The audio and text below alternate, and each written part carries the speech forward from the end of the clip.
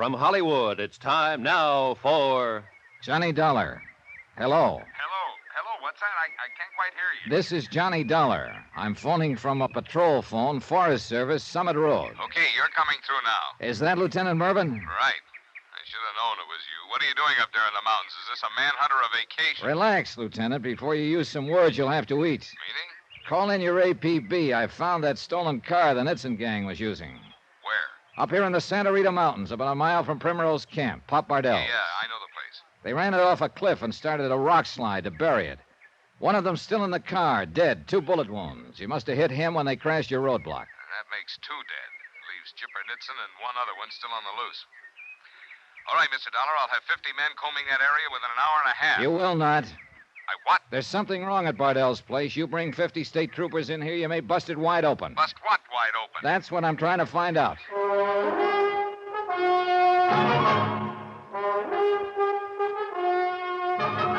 Tonight and every weekday night, Bob Bailey in the transcribed adventures of the man with the action-packed expense account, America's fabulous freelance insurance investigator. Yours truly, Johnny Dollar.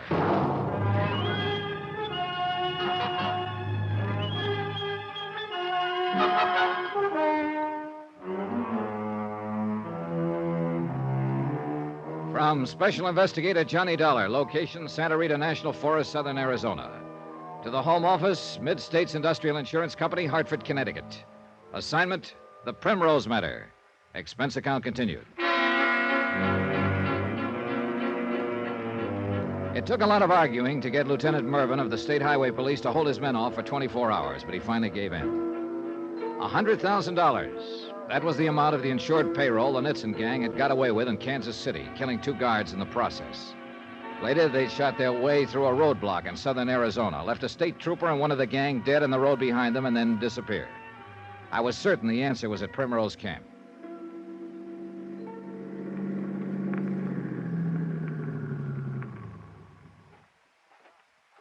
Evening, Mr. Bardell.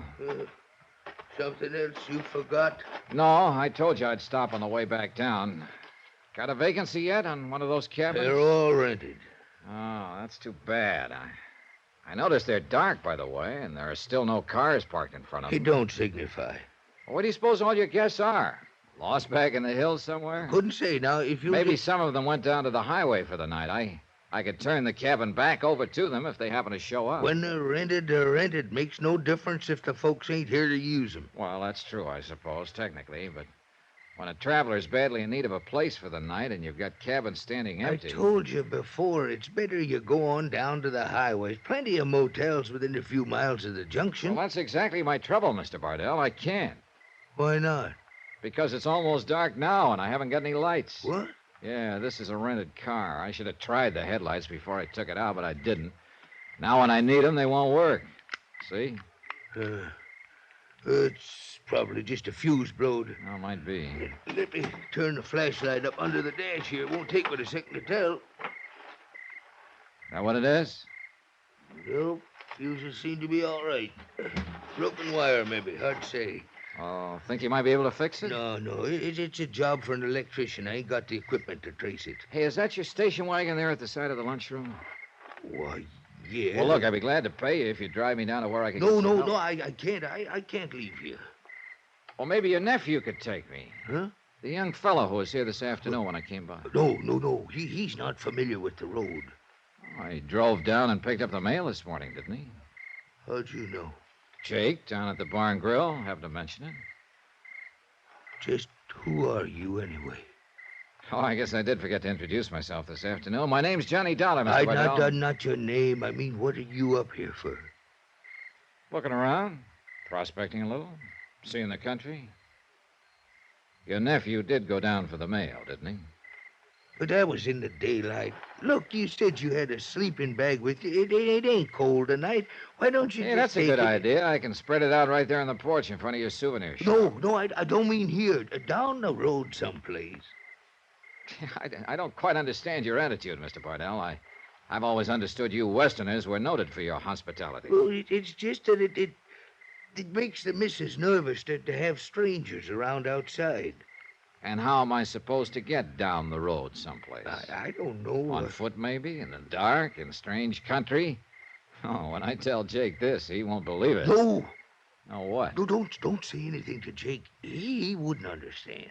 Well, neither do I. I can't do anything for you, Mr. Dollar. Just take my word for it now and go on before you cause more trouble and you What trouble, Uncle? What trouble you talking about? Well, it's not trouble exactly. The lights is out on his car. He was just wanting me to put him up for the night. You have hard luck, don't you, mister?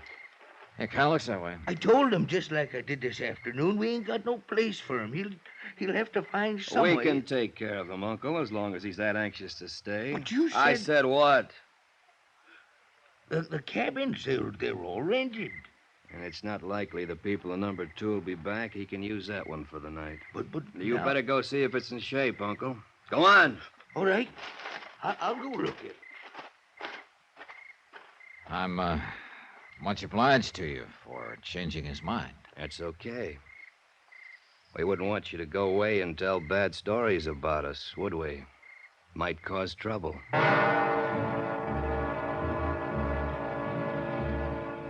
Expense account, item 7, $5. Payment in advance for one night's rent on cabin number 2, Primrose Tourist Camp. The room and the bed were far from inviting, but it didn't matter much. I didn't look for any easy night's rest under the best of circumstances. Not with the feeling of tension and danger that hung over this place, and the almost certain knowledge that 2 desperate killers were only yards away from me. Mrs. Bardell, Pop's wife, took my payment for the room and made change in the lunchroom next door to the service station. I'll have to give you ones, Mr. Dollar. You got a $5 bill. That's all right. There's 2, 3, 4, and 5. Want a receipt? No, thanks. But I could sure stand something to eat. Well, I could cook you up some ham and eggs, I guess. Some coffee, if that'll do you. Sure, fine. Only time I fix any regular meals, aside from short orders, when we got the cabins full. Then they're not full now, I take it, huh? No, not a soul. I mean, well, they're rented, of course, but the folks aren't eating here. Oh, I see. You want your eggs sunny side up? Yeah, that'll be fine. Must get kind of lonesome for you up here when the season slacks off. I got my man and my daughter. How old is your daughter, Mrs. Bardell? Jenny was 20, a month before last. Oh, well, I imagine she's a big help to you. Yes. She takes care of the souvenir shop on her own. Helps me here in the lunchroom when I get real busy. Yeah, I noticed a close sign on the door of the shop. Is your daughter away at the present? No, she's not feeling well today. She's in her room. Oh, I hope it's nothing serious. No. She'll be all right. She's got to be. Then it is something serious. No. I didn't mean it that way.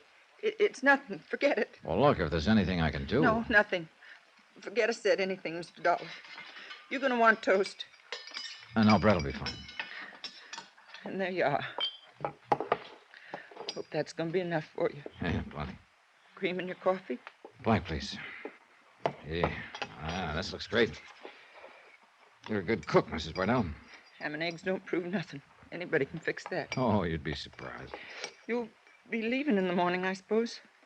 Well, I'd like to stay several days, but I don't know whether your husband will let me have a cabin any longer. He can't help himself. He just can't help it. Why not? Well, the cabins are rented, that's all.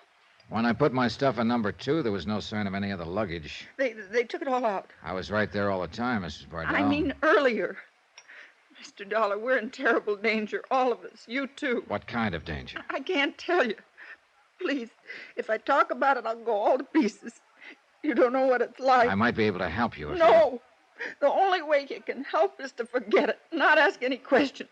This place is a powder keg. Don't do anything to set it off. Please, Mr. Dollar. Item 8, $1.10, one order of ham and eggs. Mrs. Bardell refused to say anything more, and I didn't try to force her to.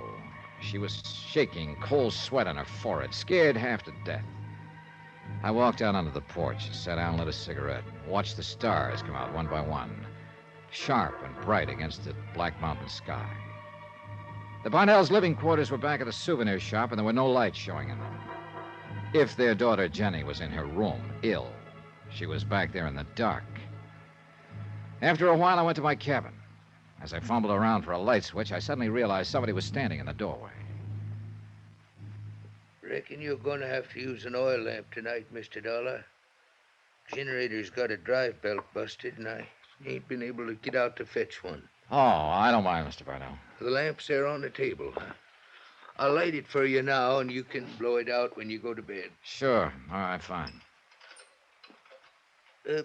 You hadn't ought to pay no attention to the missus. What she said a while ago. I didn't realize she'd said anything. Well, she was telling me she spouted off some foolishness. Might be tuck wrong if a man was to pay any mind to it. If that gets to smoking, you'll have to turn it down some. Okay. Mrs. Bardell did seem a little upset, but she didn't... That's all it is, Mr. Dollar, just upset. You know how women get sometimes. Just forget it. It's the best thing to do. Anything you need now before I leave you? No, nothing I can think of. Thanks anyway. Then I reckon I'll say goodnight. You can have your breakfast in the morning any time after about 7 o'clock. Jake Meager was telling me you have a daughter, Mr. Bardell. That's right. I didn't notice her around anywhere this evening. Is she... She's in Tucson for a few days. Oh? Yeah, she's in there visiting friends. Oh, I see. Well, then you're lucky to have your nephew here to help you while she's away. Oh, yeah. Yeah, it works out real good. He's been here for some time, I suppose. Oh, yeah, several weeks now. Mm-hmm. Seems to be a lot of help to you. Really takes hold of things. I don't know what I'd do without him. Well, I'll see you in the morning. Mr. Bardell. Yeah? Jake Meager told me your nephew just came yesterday. Jake drinks too much. He's always getting things mixed up. And Mrs. Bardell told me a little while ago that your daughter's out back in her room, ill, not in Tucson. Well, it's like I was saying. The missus is all upset. She just don't rightly know what she's saying. And one more thing. I noticed the front end of my car has been jacked up and the right front wheel's been taken off. The tire went flat. We'll fix it and put it back on in the morning. Good night, Mr. Dollar.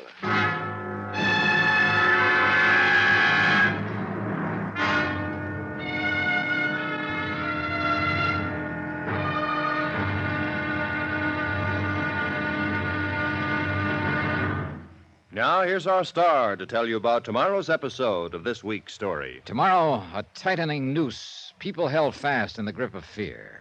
Then, violence. Join us, won't you? Yours truly, Johnny Dollar.